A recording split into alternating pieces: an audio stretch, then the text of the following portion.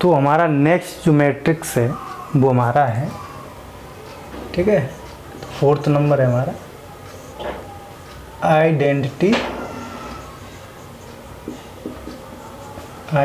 Matrix,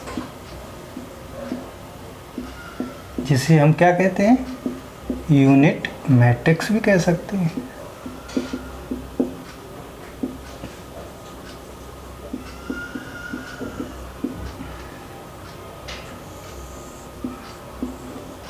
ठीक है, तो हमारा जो आइडेंटिटी मैट्रिक्स है, तो आपने पढ़ा, अगर आपने थोड़ा से भी अगर आपने मैट्रिक्स पढ़ा है तो आपको आइडेंटिटी मैट्रिक्स तो आता ही होगा। ठीक है, अगर नहीं आता है तो मैं आपको बताता हूँ।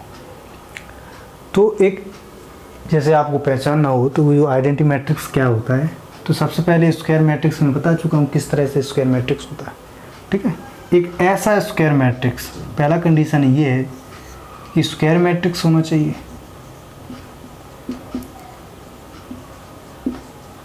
ठीक है, एक स्क्वायर मैट्रिक्स होना चाहिए। ठीक है, स्क्वायर मैट्रिक्स आप जानते हैं अच्छी तरीके से, जिसका ऑर्डर क्या होना चाहिए, 2x2 3x2। इसका मतलब क्या है, m और n की जो वैल्यू है वो इक्वल होनी चाहिए, वो स्क्वायर मैट्रिक्स होता है। फिर इस स्क्वायर मैट्रिक्स में जो डायगोनल एलिमेंट्स हैं, यानी कि जो डायगोनल एलिमेंट्स हैं वो बने होने चाहिए। यहाँ से आपको पता भी चला यूनिट का मतलब क्या है, बन। तो डायगोनल एलिमेंट 1 होने चाहिए, ऑल नॉन डायगोनल एलिमेंट्स 0 होने चाहिए। ठीक है, तो इसका मतलब क्या हुआ, इसका मतलब ये हुआ कंडीशन ए एलिमेंट को रिप्रेजेंट कर रहा, आई जे उसकी पोजीशन, कौन सा रो है कौन सी कॉलम में वो रखा हुआ एलिमेंट। अगर इफ आई और जे की वैल्यू अगर इक्वल है तो ए ऑफ आई और जे के जो एलिमेंट होगा वो हमारा 1 होगा। ठीक है, जो वैल्यू होगी एलिमेंट की वो हमारी 1 होनी चाहिए। और A of I J equal to 0 कब होगा, if I not equal to J. ठीक, इसका मतलब क्या हुआ, सिंपल है। जैसे सपोज माना, जैसे आइडेंटिटी एलिमेंट है, इसको रिप्रेजेंट करते हैं आई से। ठीक है, तो आई मान लिया मैंने, जैसे मैंने सपोज लिया मैंने 2x2 की मैट्रिक्स, तो I2 मान लिया मैंने इसको। 2x2 की मैट्रिक्स है ये हमारी, ये हमारा स्क्वायर मैट्रिक्स है। सेकंड कंडीशन ये है कि ऑल द डायगोनल एलिमेंट्स क्या होने चाहिए, 1 होने चाहिए। तो ए आई इक्वल टू जे का मतलब क्या है कि उसकी जो पोजीशन, जैसे ए ऑफ 1 1 आप यहाँ देखेंगे तो जो यहाँ पर 1 1 है, इनकी मतलब क्या हो गया, आई और जे की वैल्यू क्या है, इक्वल है यहाँ पर, तो इसकी वैल्यू क्या होनी चाहिए, 1 होनी चाहिए। तो ये जो 1 1 है इसका मतलब क्या हुआ, पहली रो पहला कॉलम एलिमेंट। ठीक है, तो यहाँ पर क्या होना चाहिए, यहाँ पर 1 होना चाहिए। ये हमारा इसकी पोजीशन क्या है, A12 पहली रो दूसरा कॉलम। तो यहाँ पर जो A12 का मतलब क्या हुआ, पहला रो, तो ये हमारी पहली रो है, दूसरा कॉलम, ये पहला कॉलम है, ये दूसरा कॉलम है। तो इसकी वैल्यू क्या होनी चाहिए, यहाँ पर देख रहे हैं ये आई की वैल्यू होती है, ये जे की, तो I not equal to J है यहाँ पर, because of 1 is not equal to 2, तो I not equal to J, तो इसकी वैल्यू क्या होनी चाहिए, 0। तो यहाँ 0 होना चाहिए, तो यहाँ 0 लिख दिया मैंने। ठीक है, अब यहाँ पर इसकी इस एलिमेंट का जो पोजीशन वो क्या है, 2 1, दूसरा रो है हमारा, पहला कॉलम, दूसरा रो है पहला कॉलम। तो इसकी जो वैल्यू है वो क्या होनी चाहिए, because of 2 is not equal to 1, यानी कि I is not equal to J नहीं है, तो इसकी वैल्यू क्या होनी चाहिए, 0 होनी चाहिए। तो यहाँ भी 0 होना चाहिए। और A22 दूसरा रो दूसरा कॉलम, दूसरा रो दूसरा कॉलम की जो वैल्यू है, because of I is equal to J, तो इसकी वैल्यू क्या नहीं होनी चाहिए, 1। I is equal to J, इसकी वैल्यू क्या होनी चाहिए, 1, तो यहाँ भी 1 होना चाहिए। ठीक है, तो आप यहाँ से देख सकते हैं कि जो डायगोनल एलिमेंट्स हैं वो हमारे क्या है, यहाँ भी 1 है, यहाँ भी 1 है। ठीक है, ऑल द रिमेनिंग एलिमेंट्स क्या है, यानी कि नॉन डायगोनल एलिमेंट्स क्या है, 0 है। तो ये हमारा क्या हो गया, आइडेंटिटी मैट्रिक्स। ठीक है, तो इसकी कुछ प्रॉपर्टी हैं, जैसे प्रॉपर्टी क्या है,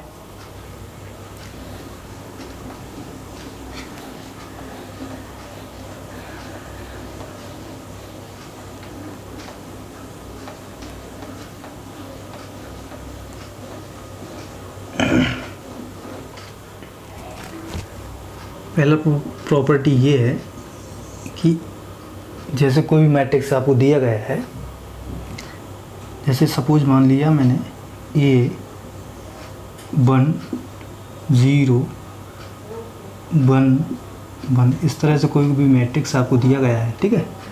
तो जो पहला जो प्रॉपर्टी है आइडेंटिटी मैट्रिक्स की वो ये है कि आप कोई भी मैट्रिक्स जैसे आपको दिया गया है A, अगर इसमें आप मल्टीप्लाई करते हैं इस तरह से या I इस तरह से, इसका मतलब क्या है, कम्युलेटिव लो। आपने पढ़ा होगा कम्युलेटिव लो क्या होता है, A B equal to B है,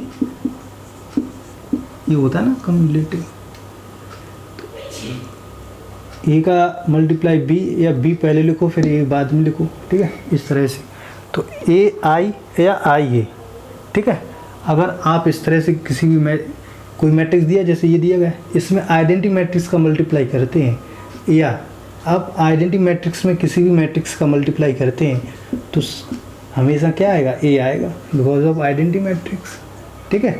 आप चेक कर सकते हैं इसमें, जैसे आइडेंटिटी मैट्रिक्स क्या होता है हमारा, 1 ऑल द डायगोनल एलिमेंट क्या होने चाहिए, 1 होने चाहिए, ऑल द रिमेनिंग एलिमेंट क्या होने चाहिए, नहीं नॉन डायगोनल एलिमेंट क्या होने चाहिए, 0, ठीक है।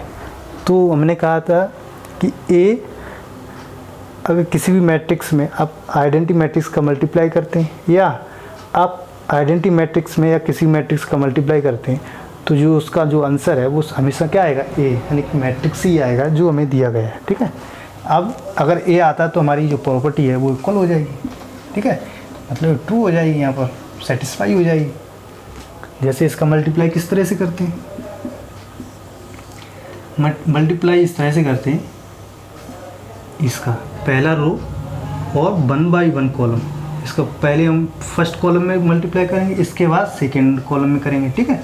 तो सबसे पहले हम 1 कॉलम में करते हैं, इसके यानी कि किस तरह से करेंगे, इसका पहला रो का पहला एलिमेंट यानी कि 1 का मल्टीप्लाई इसके पहले कॉलम में पहले एलिमेंट इसके साथ, इस 0 का मल्टीप्लाई इसमें, ठीक है। तो हम करेंगे 1 का मल्टीप्लाई इसमें तो 1 आ जाएगा, 1 मल्टीप्लाई 1 प्लस 0 का 0 में तो 0 आ जाएगा। फिर इस रो का सेकेंड एक कॉलम में करेंगे तो 1 का करेंगे इसमें, ठीक है, 1 का मल्टीप्लाई 0 में करेंगे तो 0 आ जाएगा।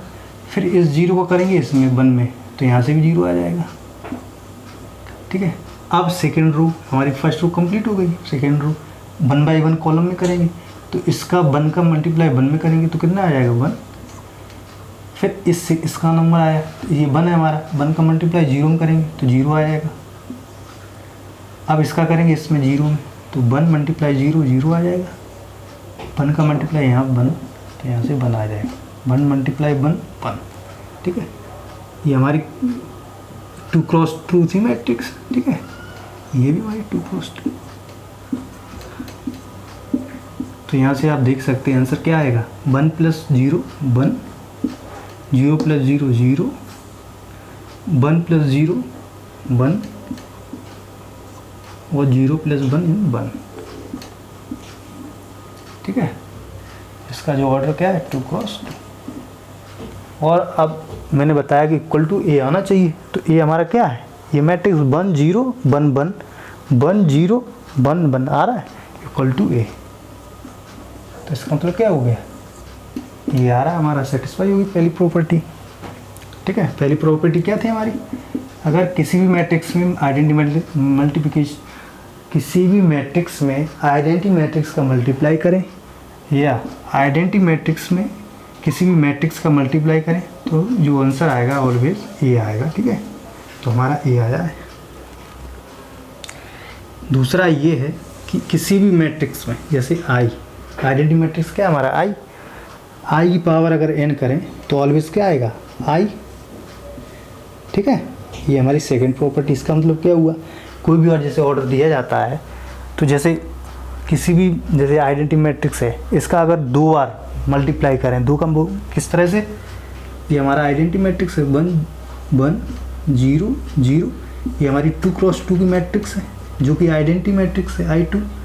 अगर अगेन इसके साथ 1 0 0 1 के साथ करें तो ऑलवेज क्या आएगा हमारा 1 0 0 1 ही आएगा, आइडेंटिटी मैट्रिक्स ही आएगा। इसका मतलब ये हुआ। तो सेकंड प्रॉपर्टी ये है।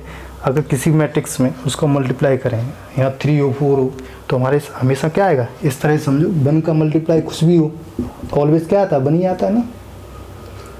जैसे 2 हो 3 हो कुछ भी हो तो ऑलवेज क्या आता है, 1 आता है। वैसे ही है आइडेंटिटी मैट्रिक्स। तीसरा इक्वेशन ये है, तीसरा प्रॉपर्टी ये कहता है कि आई इनवर्स ऑलवेज क्या आता है, आई। ठीक है, तो किसी भी जैसे आइडेंटिटी मैट्रिक्स दिया गया, अगर आप इसका इन्वर्स करना चाहते हैं तो ऑलवेज क्या आएगा, आई आएगा। ठीक है, ये तीसरी हो गया प्रॉपर्टी। फोर्थ प्रॉपर्टी क्या है इसकी, अगर कोई भी जैसे मॉड आई निकालते हैं, अगर जैसे आपको आइडेंटिटी मैट्रिक्स दिया गया है, इसका मॉड निकाल रहे हैं आप, तो इसकी वैल्यू क्या होगी, 1 होगी। ठीक है, ठीक, ये हमारी फोर्थ प्रॉपर्टी होगी। ठीक है, तो पहली प्रॉपर्टी क्या है, A I equal to I A equal to A. इसका मतलब ये हुआ किसी भी मैट्रिक्स में अगर आइडेंटिटी मैट्रिक्स का मल्टीप्लाई करते हैं या आइडेंटिटी मैट्रिक्स में किसी मैट्रिक्स का मल्टीप्लाई करते हैं तो जो मैट्रिक्स होती है वो हमारा आंसर आता है। ठीक है, यानी कि 1 का मल्टीप्लाई किसी भी संख्या में करेंगे या नंबर में करेंगे तो हमारी वो आंसर क्या आएगा, संख्या ही आएगी। ठीक है, दूसरी प्रॉपर्टी ये है कि आई की पावर n इक्वल टू आई। आई की पावर कुछ भी अगर लेंगे आइडेंटिटी मैट्रिक्स का, कितनी बार भी आइडेंटिटी मैट्रिक्स के साथ अगर मल्टीप्लिकेशन करेंगे तो आइडेंटिटी मैट्रिक्स ही है उसका रिजल्ट आएगा। तीसरा ये है कि अगर किसी भी आइडेंटिटी मैट्रिक्स का अगर इन्वर्स निकालते हैं तो उसका जो आंसर आएगा वो आइडेंटिटी मैट्रिक्स ही आएगा। ठीक है, फोर्थ ये है कि अगर आइडेंटिटी मैट्रिक्स का अगर मॉड निकालना चाहते हैं तो उसकी जो वैल्यू आएगी, उसका रिजल्ट आएगा वो 1 आएगा। ठीक है, तो ये हमारी प्रॉपर्टी थी और ये हमारा आइडेंटिटी मैट्रिक्स था। तो आइडेंटिटी मैट्रिक्स के लिए क्या होना चाहिए, स्क्वायर मैट्रिक्स होना चाहिए, पहला कंडीशन था। ठीक है, तो इस तरह से इसको समझ सकते हैं।